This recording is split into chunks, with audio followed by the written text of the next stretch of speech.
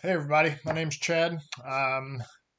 Making this video primarily for people that are just getting done with their scout races, parents, kids. Had success, looking to see how good you actually are, or looking to find some tips, tricks for next year, make your cars even faster.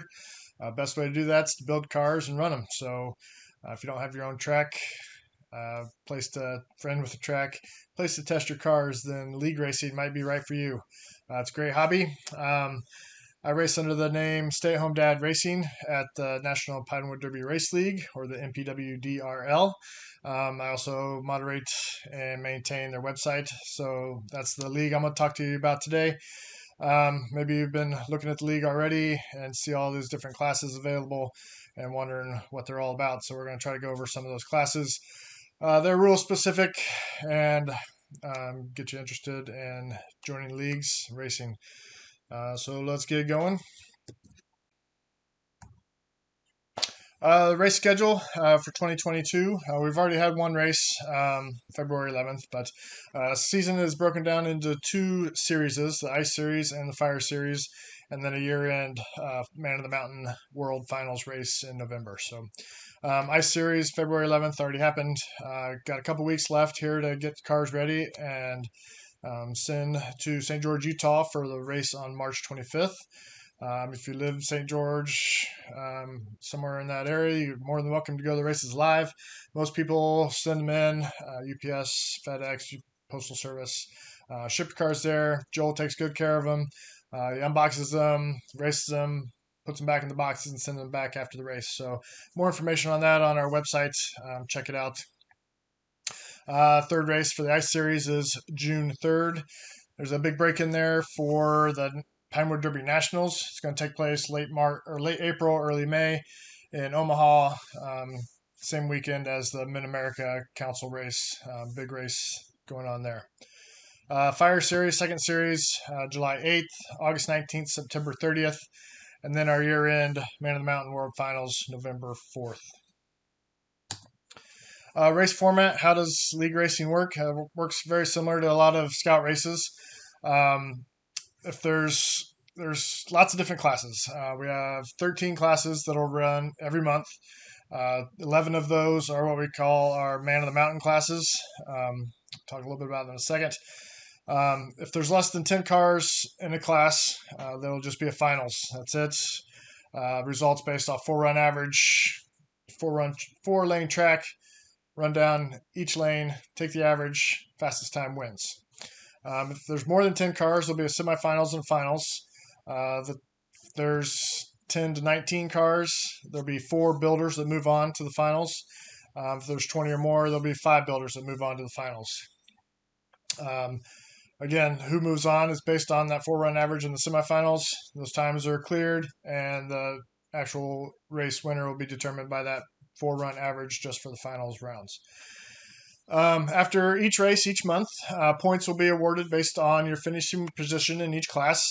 Those points will be used to determine a Ice Series champion, points champion, a Fire Series points champion, and then cumulative for both of those will determine your starting position, what round you'll start in the World Finals. To qualify, the World Finals is the only race you have to qualify to participate in. In order to qualify, you just have to race 1 month, once in either the Ice or Fire Series for each class that you would like to participate in the World Finals. Now we'll look at some rules for all the different classes. General rules that apply to just about every class. If they're a little different, we'll talk about those as we go along. Each car is 7 inches long, max, 3 inches tall, so it can clear the timer at the end of the track. Our league uses grams instead of ounces for car weight, so 143 grams is the max weight you can have. It converts to, I think, 5.044 ounces, which would really round down to 5.0 if you only had a 10th decimal scale. But we use 143 grams. They all have to be gravity powered, no propellants, no mechanical or electrical devices that are going to alter the spin or rotation of the wheels that give you extra speed. You can't use anything, magnetic springs or sticky stuff on the front of your car that's going to hold on to that starting pin as it drops. It's going to pull you forward. You can't have anything extend past the starting peg at the starting line. No glass or fragile stuff added to your car that's going to fall off or break, or possibly break during shipping as well. You can add stuff, definitely. Be creative, have fun, but try not to do anything too fragile. We don't want anything sharp or rough on the bottom of the cars either. That's going to tear up the rubber at the stop section. So keep that in mind as well. First class we'll talk about is the BASX class. Super simple class. Here is a BASX car, 7 inches long. Amateur and pro is what the AM and pro stand for. Amateurs are the people just starting out, just testing out the waters in league racing, going against people with similar skill ability. Pros are for the people that have been around a while and generally faster. So there's a place for everybody to start. We also have a BASX Mini class. Those are just 4 inches long. Everything else, the rules are all the same for everything else. Your body of your car can't be any wider than 1 3/4 inch. Same width of a standard BSA block comes in a kit. That means you can't add anything to the sides of your car, any fenders, aerodynamics, no air shields behind your wheels, just basic car. Axles have to have nail heads. They can't be any less than a 84 thousandths diameter. Wheels, you have to have 4 wheels. They can't weigh any less than 2.4 grams. They have to have a tread width of at least 7.5 millimeters. They also have to be BSA 2009 newer USA mold wheels. So there's basically 4 main wheel manufacturers, wheel producers, I guess.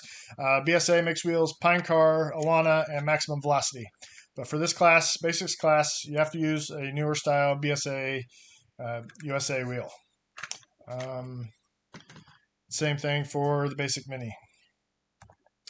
Next class, these are all very similar classes in terms of typical build. Street Stock, Mid-America, and Scout class.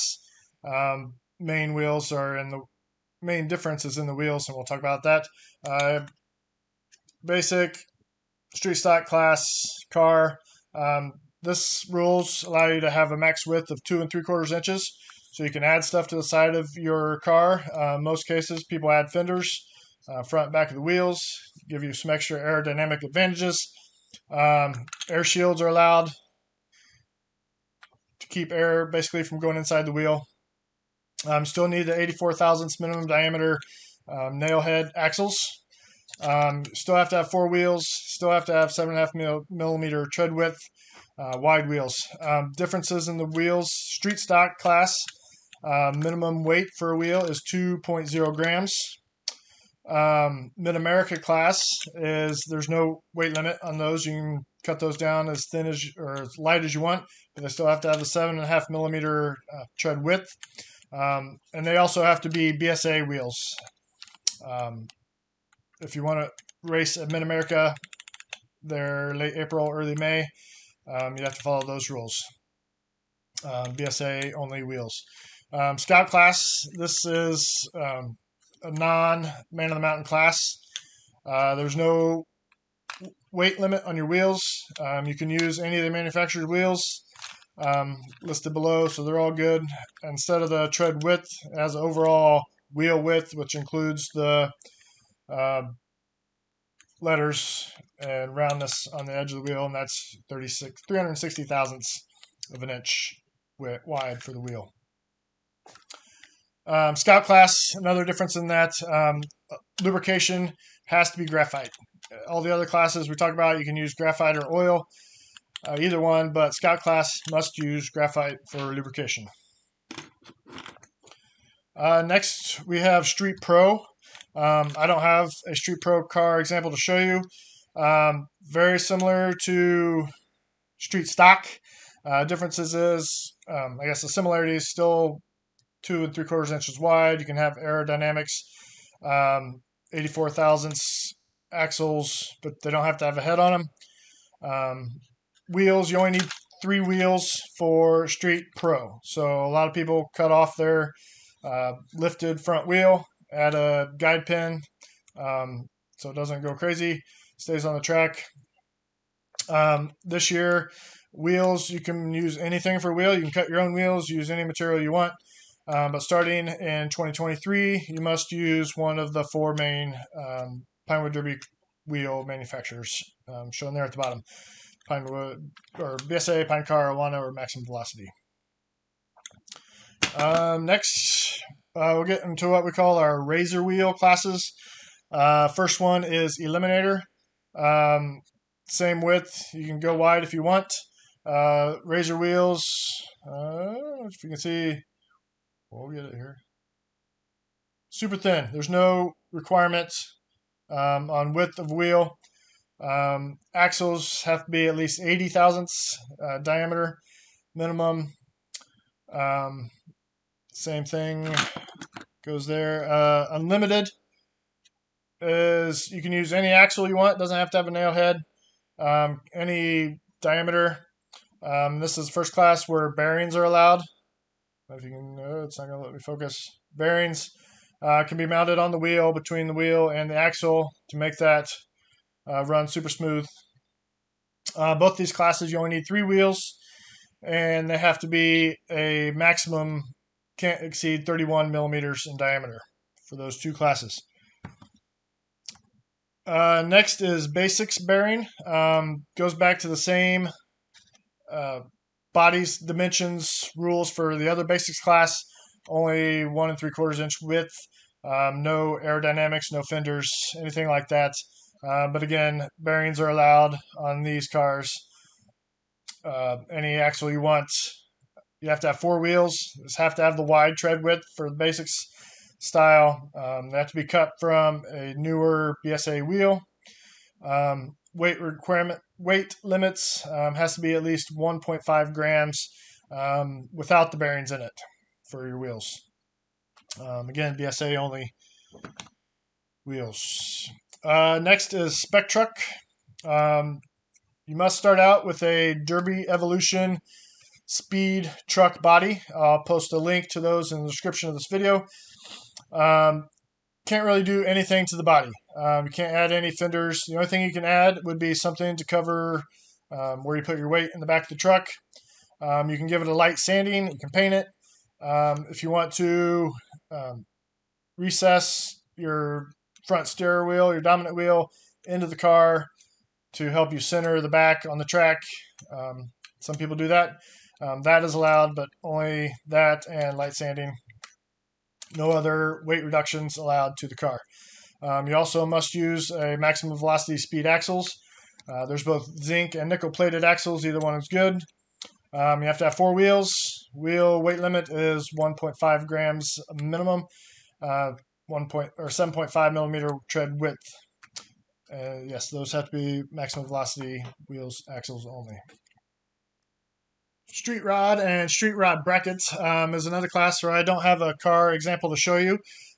Basic rules with those are go to hobby store, find a model kit, 1/24 and 1/25 scale model kits.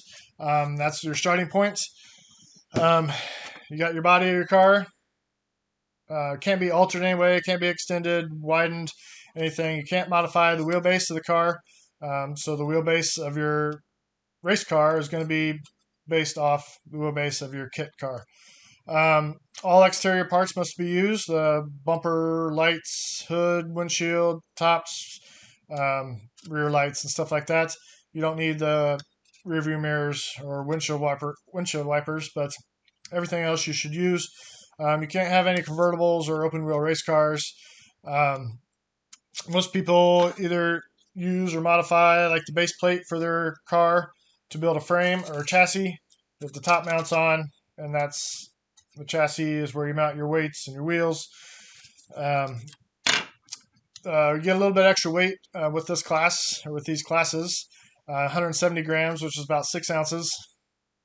Still have to use the 84 thousandths nail head type axles, and 4 wheels you must use with a minimum weight of 2.0 grams. They have to be the wider 7.5 millimeter tread width.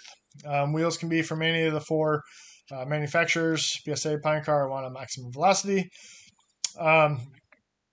Street rod is run like a regular race, where the fastest 4-run average time wins. Street rod bracket is a little bit different. For the ice series, there's a breakout time of 2.990 seconds. Your goal is to meet or be slower than that time.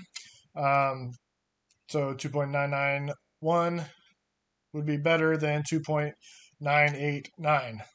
2.989 is too fast, so it's not good. If you have any questions, ask questions. Our website, NPWDRL.boards.net, is a formatted website. Lots of places to ask questions. Has all the rules listed. If you're interested in the class, please check out the full set of rules for that class. Make sure you understand everything. Ask questions. People on there respond usually pretty quick. If you ask questions, they're more than willing to answer. You can view all past results. There's links to all the bunch of YouTube past races, race videos broken down by class as well. And again, ask questions, ask questions, ask questions. So that's all I have. Reach out, have questions, and hope to see you on the hill. Thanks.